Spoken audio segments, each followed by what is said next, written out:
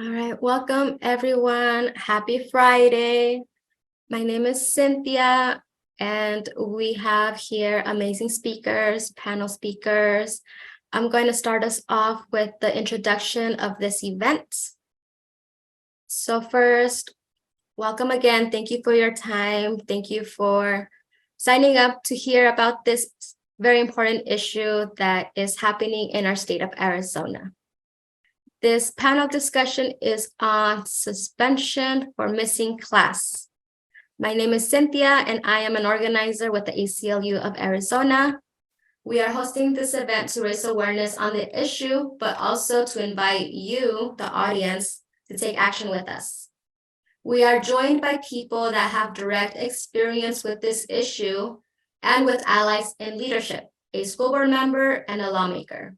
So thank you again, all the speakers and all the participants for being here today. We are starting off this event with an overview of the report that came out at the end of last year. And this report is why we are hosting this webinar. And after this overview from our friend Maria, we will hear from Representative Laura Tarek.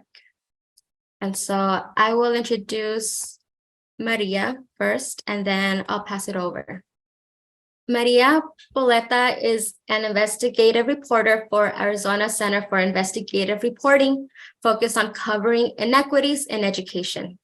Prior to joining Arizona Center for Investigative Reporting, she covered state government and politics from the Arizona Republic and USA Today network, leading breaking and enterprise watchdog coverage of the Arizona Governor's Office, Attorney General's Office, and State Supreme Court.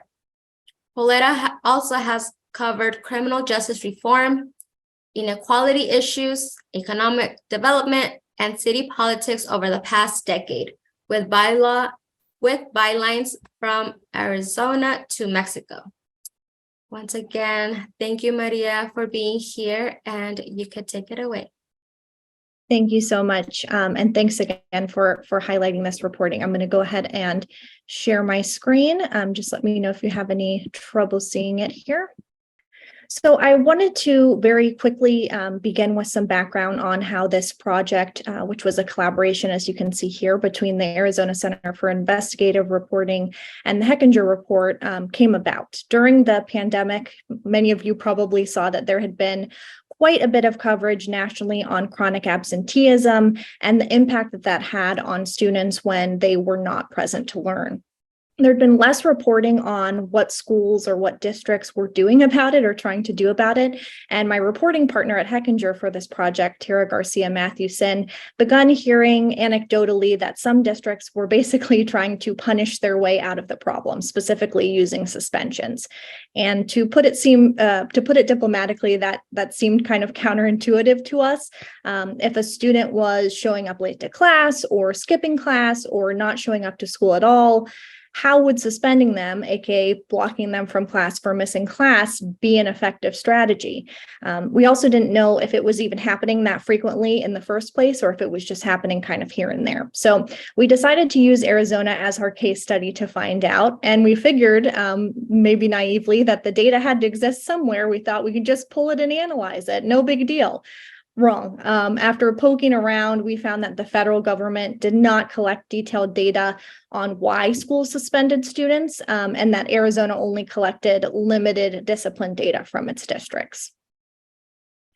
That meant it was impossible to see how widespread the practice of suspending students for attendance issues was, or how many school days kids were missing as a result. We also couldn't tell which types of attendance violations were being punished most often, and whether students from historically marginalized groups were overrepresented when it came to who was being punished for attendance violations.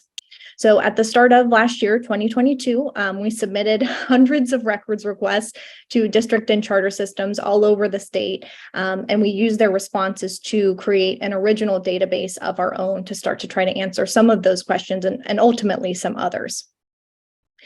Now, not every school system responded under public records law, but we, after months of back and forth, were ultimately able to get data from 150 plus districts and charter networks in the state.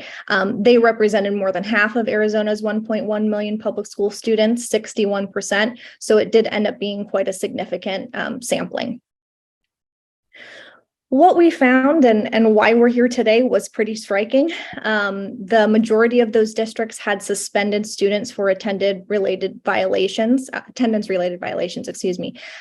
nearly 47,000 times over 5 school years. And again, keep in mind, the data that we had did not represent all school systems in Arizona, all students. So 47,000 is going to be an undercount there. That 47,000, though, was about 10% of all suspensions in the sample that we analyzed. Of those, 1 in 5 were out of school suspensions. We looked at both in and out of school suspensions. And overall, the attendance related suspensions that we were able to examine resulted in tens of thousands of additional missed days of school for the kids who were suspended for this. I think it's also important to note here that several administrators that our team talked to weren't even aware that schools within their districts were doing this, or weren't aware of how frequently it was happening until they spoke to a reporter. So for the next part of the project, the Hechinger Report's data analyst, Fazil Khan, went deeper, looking at 20 districts that had provided more detailed demographic data to us. And most of those districts were pretty large. So again, this represented a large number of students. His analysis revealed that Black and Latino students in particular, as well as Indigenous students, were overrepresented among the students punished every year in this way for attendance-related violations. That's something that over the course of reporting, experts told us could possibly constitute a civil rights violation. Now, last school year, just to take a quick look at this, Black students, and this is again for that 20 district sample, Black students made up 6% of enrollment, but received 15% of suspensions. Latino students made up 43% of enrollment, but were 68% of suspensions. And white students, meanwhile, made up 37% of enrollment, but received 23% of suspensions, showing that white students were underrepresented in this sample. For Indigenous students, we didn't have sufficient data for all 20 districts in this sample, but we did look at 12 that had enough data to assess Native American student representation. And in those districts, we saw that students, Indigenous students, sometimes accounted for double or even triple the share of suspensions that would be expected for them based on their share of enrollment. Now, the big question and the whole reason that we look at this type of thing, why does it matter? Most simply, suspending students for missing class doesn't address any of the underlying reasons contributing to a student's absences or their tardies. Because again, I want to highlight that the punishments, when we're looking at this, it was not just for students who didn't show up repeatedly, although it included them. It also included students who were tardy by a few minutes or absent for a single class. More specifically, missing just 2 days of school per month has been tied to lower reading proficiency in 3rd grade, lower math scores in middle school, and higher dropout rates in high school. And the impact researchers have found goes beyond high school, where suspensions have been linked to lower college enrollment rates and increased involvement with the criminal justice system. Experts said that suspending students who already are struggling with absences or tardies can lead to further disengagement and worsen the attendance problems that the discipline was meant to address in the first place. And again, just want to emphasize, because this came up over and over, that during a suspension, according to administrators who've made an effort to avoid the practice, educators, again, these national experts, it was really stressed that when students are suspended, they're not getting the support that they need to change the underlying bad habits. So if there may be, they have some transportation issues, if they are responsible for younger siblings, if they are being bullied at school, just suspending them is not addressing any of those issues. Suspensions can also contribute to several new problems, as we highlighted before. Now, what do students themselves think of the practice? I'm sure it's no surprise that no kid is going to say that they love being punished and it's a great idea. But more importantly, we saw that students did not report having their behavior changed by these suspensions. You can see some examples here. I know we're going to hear from some additional students shortly, but I did want to share a few examples. Speaking at length with students, Tara heard that they felt that educators were making assumptions about why they were late, that they were ultimately, being forced to miss more class time, that they were getting behind and not having much help. That they were maybe stereotyped based on who they hung out with, that there were sort of different thresholds for who would be punished this way and who would get a lesser punishment, that there were a lot of disparities there based on discretion from, not only district to district, but school to school, and administrator or teacher to administrator or teacher. Finally, I wanted to emphasize that our state is not alone in suspending for attendance violations. When we look at the national picture here, it's one of 30 states that have broad power to employ the practice. The tide is starting to change, though. There are at least 11 states that ban this entirely, so ban any type of suspension for an attendance violation, and there are at least 6 that limit it to some extent, typically prohibiting schools or districts from using out-of-school suspensions, which generally are considered more harmful than in-school suspensions when it comes to attendance violations.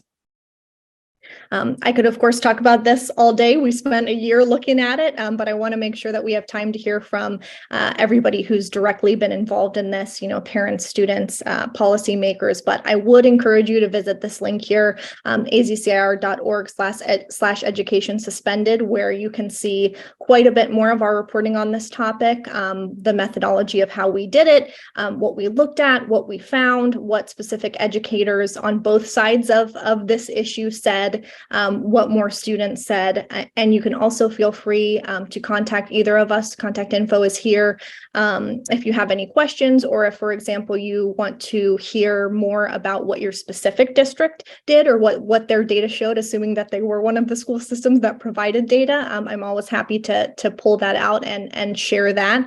So feel free to reach out to us and to learn more at this link. Thanks so much.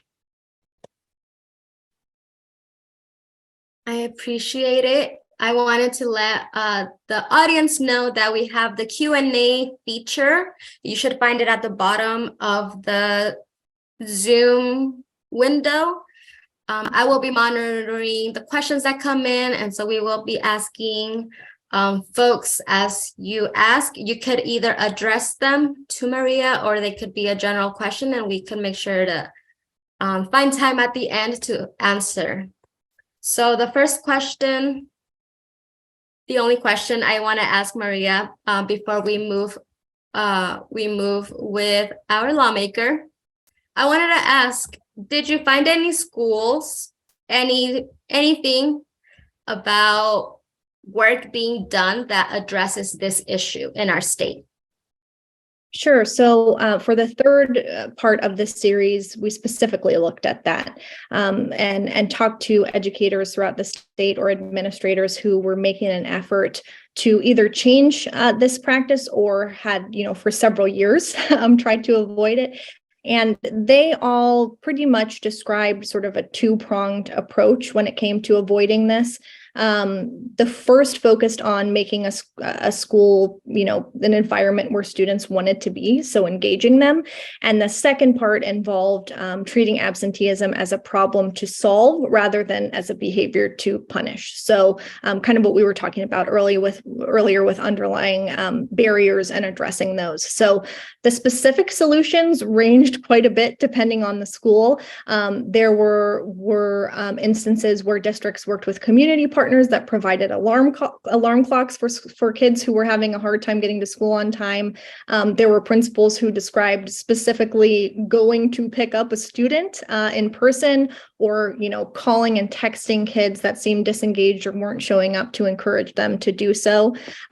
There was at least one district that had an on-site health clinic. So if students were missing school because of health issues, they were able to do that on site.